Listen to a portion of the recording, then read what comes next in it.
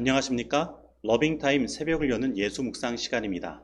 오늘의 예수 묵상 범위는 에스겔 48장 15절로 45절까지의 말씀입니다.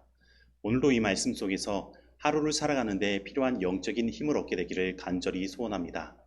먼저 본문 말씀을 읽도록 하겠습니다. 이 2만 5천 척 다음으로 너비 5천 척은 속된 땅으로 구분하여 성읍을 세우며 거주하는 곳과 전원을 삼되 성읍이 그 중앙에 있게 할지니 그 크기는 북쪽도 4,500척이요 남쪽도 4,500척이요 동쪽도 4,500척이요 서쪽도 4,500척이며 그 성읍의 들은 북쪽으로 250척이요 남쪽으로 250척이요 동쪽으로 250척이요 서쪽으로 250척이며 예물을 삼아 거룩히 구별할 땅과 연접하여 남아있는 땅의 길이는 동쪽으로 10,000척이요 서쪽으로 10,000척이라. 곧 예물을 삼아 거룩하게 구별할 땅과 연접하였으며 그 땅의 소산을 성읍에서 일하는 자의 양식을 삼을지라. 이스라엘 모든 지파 가운데에 그 성읍에서 일하는 자는 그 땅을 경작할지니라. 그런즉 예물로 드리는 땅의 합계는 길이도 25,000척이요 너비도 25,000척이라. 너희가 거룩히 구별하여 드릴 땅은 성읍의 기지와 합하여 네모 반듯할 것이니라. 거룩하게 구별할 땅과 성읍의 기지 좌우편에 남은 땅은 군주에게 돌릴지니 곧 거룩하게 구별할 땅의 동쪽을 향한 그 경계선 앞 25,000척과 서쪽을 향한 그 경계선 앞 25,000척이라. 다른 목들과 연접한 땅이니 이것을 군주에게 돌릴 것이며 거룩하게 구별할 땅과 성전의 성소가 그 중앙에 있으리라. 그런즉 군주에게 돌려 그에게 속할 땅은 레위 사람의 기업 좌우편과 성읍의 기지 좌우편이며 유다 지경과 베냐민 지경 사이에 있을지니라.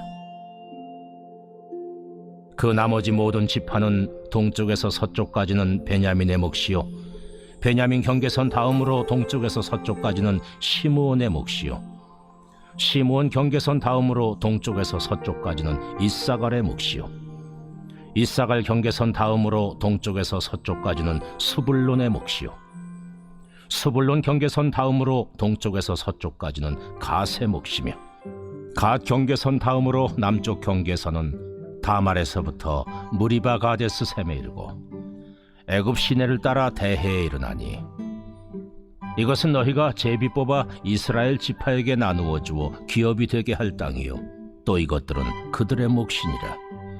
주 여호와의 말씀이니라. 그 성읍의 출입구는 이러하니라. 북쪽의 너비가 4,500척이라.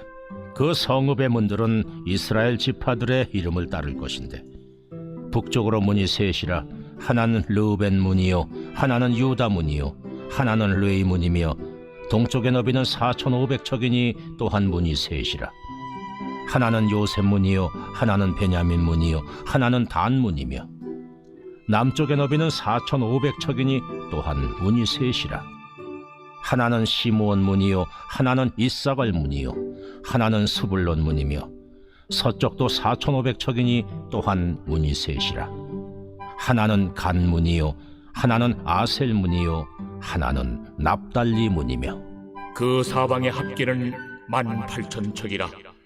그날 후로는 그 성읍의 이름을 여호와 삼마라 하리라. 말씀 줄거리입니다. 하나님은 성소와 연접하여 있는 땅을 속된 땅으로 구분하여 그곳에 성읍을 세우며 성읍에서 일하는 자와 군주에게도 땅을 배분하도록 하십니다. 그 후 나머지 5지파의 몫을 정하시고 마지막으로 에스겔은 이스라엘 지파들의 이름을 따라 12개의 출입문이 있는 성읍을 예언합니다. 오늘 본문 말씀은 어제에 이어 에스겔서의 가장 마지막 장인 48장의 끝부분의 말씀입니다. 그리고 이 말씀은 40장부터 이어진 이스라엘의 회복에 관한 예언이 종결되는 부분이기도 하며 에스겔서의 결론이기도 합니다. 그리고 이 에스겔서의 최종적인 결론의 말씀은 하나님께서 회복하신 그 성읍의 새 이름이 바로 여호와 삼마라는 것입니다. 그리고 이 여호와 삼마의 뜻은 여호와께서 거기 계신다입니다. 그런데 우리가 이 여호와 삼마의 의미를 더 깊이 이해하기 위해서는 다시 에스겔의 말씀을 되짚어 볼 필요가 있습니다. 에스겔은 제사장 출신으로 예루살렘에서 하나님께 드리던 예배를 늘 보고 살았던 사람입니다.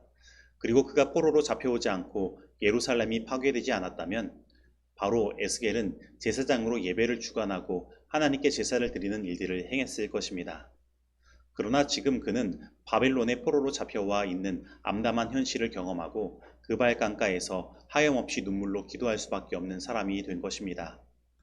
하지만 하나님께서 에스겔에게 보이신 비전의 핵심은 꼭 예루살렘에 가서 예배를 드려야 하나님을 만나고 하나님께서 그 예배를 받으시는 것이 아니라 지금 여기에 하나님의 이름으로 모인 곳에도 하나님께서는 함께 하시고 그 예배를 받으신다는 것입니다. 그리고 하나님은 에스겔에게 그들이 이렇게 바벨론의 포로가 된 원인을 말씀하시는데 그것이 바로 예루살렘 성전 안에서 벌어졌던 가증한 우상 숭배였던 것입니다. 사실 그들은 멸망받을 수밖에 없는 존재들이었던 것입니다. 그래서 전쟁으로 인해 사람들은 칼에 죽고 또 불에 타 죽기도 하며 바람에 흩어지는 머리카락처럼 흩어져 살게 되었습니다. 하지만 하나님은 그들을 포기하지 않고 그들을 회복시키실 것을 말씀하신 것입니다. 하나님께서는 그들의 굳은 마음을 제거하고 새 마음을 주시며 그들에게 새 영을 허락하실 것입니다. 그리고 마른 뼈들을 향하여 명하여 다시 그들을 하나님의 군사로 세우시는 성령의 역사를 허락하실 것입니다.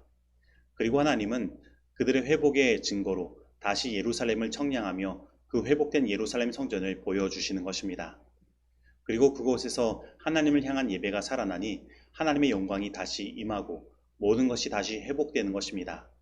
그리고 오늘 이 에스겔 48장은 최종적으로 이 땅에 대한 회복을 말씀하시는 것입니다. 그리고 하나님은 에스겔에게 최종적으로 여호와 삼마 곧 하나님이 여기에 계시다라는 메시지를 던지신 것입니다.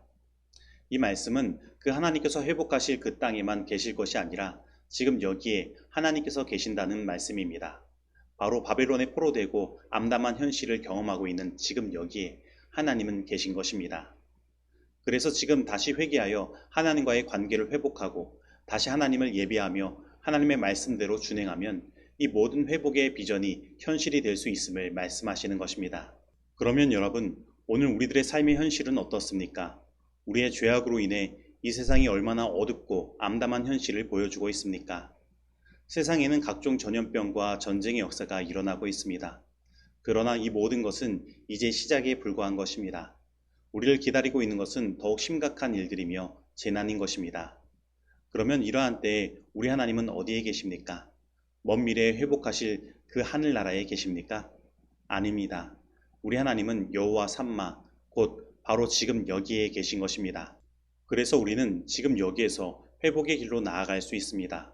우리가 회개의 심령으로 지금 여기에 계신 하나님께 나아가 온전한 예배를 회복한다면 오늘 모든 것이 무너져 보이는 이 땅과 하나님의 교회가 회복될 것입니다. 그러면 오늘 우리는 어떤 것을 회개해야 할까요? 오늘 본문 말씀 15절에 보면 5천척은 속된 땅으로 구분하여 성읍에 세우도록 하는 모습을 봅니다. 여기에서 속된 것은 이미 이 성읍이 하나님께 예물로 드릴 땅의 일부이기에 거룩과 구별되는 그냥 평범함이라는 의미로 생각할 수 있습니다. 하나님께서는 예물로 드릴 거룩한 땅에 성읍, 곧 평범한 삶의 터전이 자리 잡도록 하시는 것입니다. 바로 하나님께서 원하시는 거룩함은 일상의 삶과 분리되어 있지 않음을 보여주고 있는 것입니다. 그런데 오늘 우리들은 얼마나 교회 안의 나의 모습과 밖에서의 모습이 다르게 생활하고 있습니까? 그렇다면 우리는 무엇을 회복해야 할까요? 그것은 바로 하나님께서 이 교회 안에만 계신 것이 아니라 바로 내가 생활하는 여기에 계시다는 인식이 필요한 것입니다. 즉, 오늘 우리들은 우리들의 직장에서도 하나님 앞에서 예배하는 예배자로서 살아가야 하는 것입니다. 다시 말하면 우리의 삶이 예배가 되며 예배가 곧 우리의 삶이 되어야 한다는 것입니다. 그리고 오늘 본문 말씀 21에서 22절 말씀을 보면 군주, 곧 왕에게 배분될 땅에 대하여 증거하고 있습니다. 그런데 이 왕에게 배분된 땅은 그 중에 가장 좋은 땅이 아니었습니다. 그 중에 남은 땅이 왕에게 배분된 것입니다. 그러면 여기에서 하나님께서는 우리들에게 무엇을 이야기하시는 것일까요? 그것은 바로 하나님께서는 우리를 왕같은 제사장으로 부르셨지만 우리들은 선민의식, 뜨끈의식에 사로잡혀 텃세를 부리며 세상의 권력자들처럼 행동해서는 안 된다는 것입니다. 오늘 우리는 오히려 낮아지고 겸손한 길로 나아가야 하는 것입니다. 그런데 오늘 우리는 얼마나 세상의 왕처럼 대접받으려 하고 자신만을 위해 주기를 바라고 있습니까? 마태복음 20장 25에서 28절에서 예수님은 이렇게 말씀하셨습니다.